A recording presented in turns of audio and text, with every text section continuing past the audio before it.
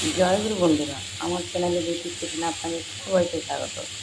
আজকে আমি আপনাদের রান্না করে দেখাবো নিরামিষ কাঁচকলা আলুর তরকারি। আমার দেওয়া হয়ে গেছে, আমি একটু সামান্য পরিমাণে তেল দিয়েছি। আর আপনারা বড় বড় কাঁচকলা, একদম সুন্দর কচি কাঁচকলা নিয়ে আসছে। কাঁচকলাগুলো কেটে ধুয়ে আমি তেলের পরে একটা আলু কেটে দিয়েছি।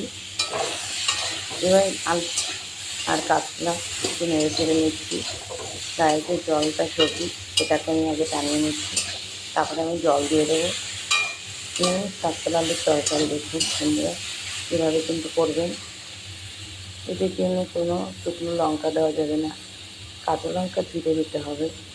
তো আমি জল দেওয়ার পরে আমি কাঁচা লঙ্কাটা পরে দেবো একটু। এখানে গায়ে দেখুন জল আছে, এই জলটা টেনে দিলে আমি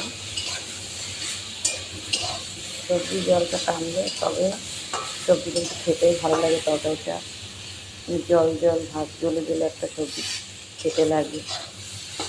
আমি এটাকে এবার জল দিয়ে দেবো। দেখুন এবার আমি জল অনেক কমে গেছি, আমি এবার জল দিয়ে দেবো। জলের পরিমাণটা যে যেমন ঝোল রাখবেন ততটাই সে জল দেবেন।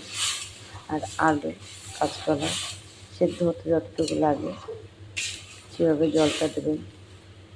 আজকে বন্ধুরা আমার গলার ভয়েসটা মোটা মনে হচ্ছে, যেহেতু আমার ঠান্ডা লেগেছে খুব, তাই আমার গলা বসে গেছে।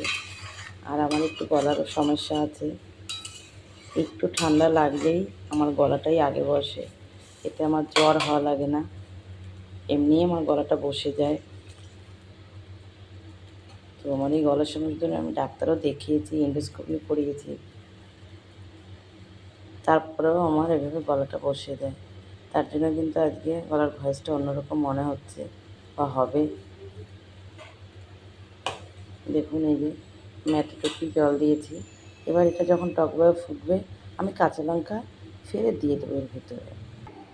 এর মধ্যে এই যে কাঁচা লঙ্কা চিড়ে রেখেছি, এটা আমি এবার ঝোলে দিয়ে দেবো। এইবার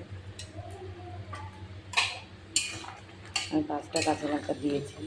5টা কাঁচা লঙ্কা ফেলে দেওয়ার পরে 10 পিস হয়ে গেছে। দেখুন তরকারি কিন্তু হয়ে গেছে। এবার আমি নামিয়ে ফোড়ন দেবো। তার আগে আমি একটু জিরের গুঁড়ো দেবো। একটু কাঁচা জিরের গুঁড়ো দিলে বা কাঁচা জিরে বেটে দিলে তাহলে কিন্তু কাঁচকলার তরকারি খেতে স্বাদ হয়। তো আমি একটু গুঁড়োই দিয়ে দিলাম, যেহেতু শরীরটা ভালো না, তাই মশলা বাটতেও ইচ্ছা করছে না। এবার আমি নামিয়ে নেব, নামিয়ে ফোড়ন দেবো। আমি কিন্তু কাঁচকলা আলুর তরকারিতে এক ফোড়নে বসাইনি, তো আমি এখন ফোড়ন দেবো নামিয়ে। তরকারি নামিয়ে নিয়েছি, আমি এবার তেল দিয়ে দিয়েছি। দেখুন বন্ধুরা, এবার আমি দেবো জিরা তেজপাতা ফোড়ন। আমি দিয়েছি তেজপাতা, দেবো জিরে,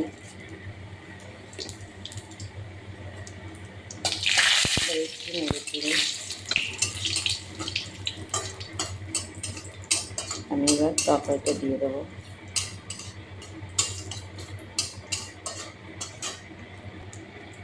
দেখুন তেজপাতা জিরে লাল হয়ে গেছে, এবার আমি দিয়ে দেবো তরকারিটা, ঢেলে দেবো।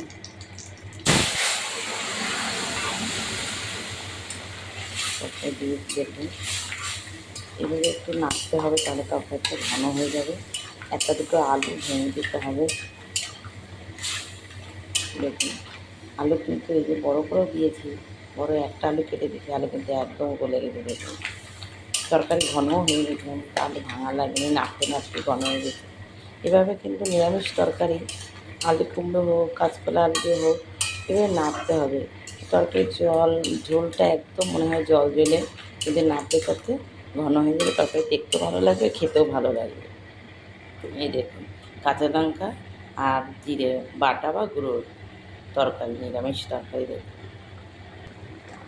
তরকারি কিন্তু হয়ে গেছে, দেখুন এবার আমি নামিয়ে নেব। দেখুন বন্ধুরা, কাঁচকলা আলুর তরকারি আমি নামিয়ে নিয়েছি। এভাবে কিন্তু আপনারা নিরামিষ কাঁচকলা আলুর তরকারি করে একবার খেয়ে কমেন্টে জানাবেন খেতে কেমন হয়েছে। তো আমার এই রেসিপিটা যদি ভালো লেগে থাকে তাহলে please please please like share comment করতে কিন্তু ভুল করবেন না, সাবস্ক্রাইবটা করে দেবেন। জয় গুরু।